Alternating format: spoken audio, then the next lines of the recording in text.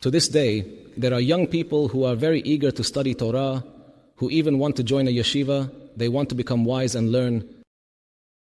So if you ask him, why don't you go and learn if you want it so much? He says, first of all, I need to work. I want to save a lot of money, so I'll work day and night, without setting time for learning Torah. When I become rich, I'll have time to study Torah all day. The great sage Hillel says, know that you are mistaken. Not everyone who engages a lot in business becomes wise. It's not because you work exaggerated hours that you will eventually become a Torah scholar. The evil inclination deceives us and says, why should one set time for Torah study? You want to dedicate a year or 6 months to be in a yeshiva? Rather work and make a lot of money. When you're rich, you can study Torah all day. That's a suggestion from the evil inclination. If you aspire to reach a good spiritual level, do so now. Work every day but dedicate time to Torah lessons, even though you could earn more. You are clever and smart and you have clients, you can work more hours and earn a lot of money. But what is the purpose of all this money?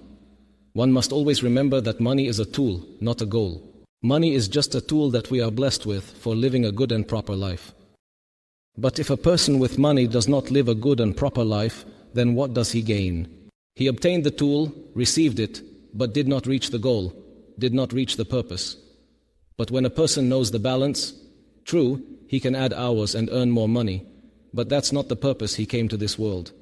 You need money to live, to have a roof over your head, to eat, to drink.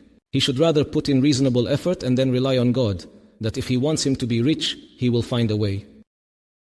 If not for Adam, who was cursed with by the sweat of your brow you will eat bread, even without effort, a person would receive everything he needs, even without making an effort.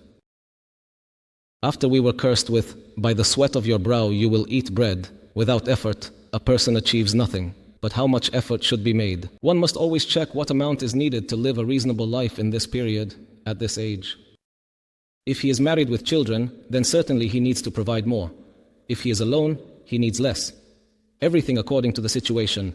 He makes the effort to obtain the necessary livelihood according to common sense. And from here on, he trusts in God. If Hashem wants him to be rich, he has no shortage of ways to do so.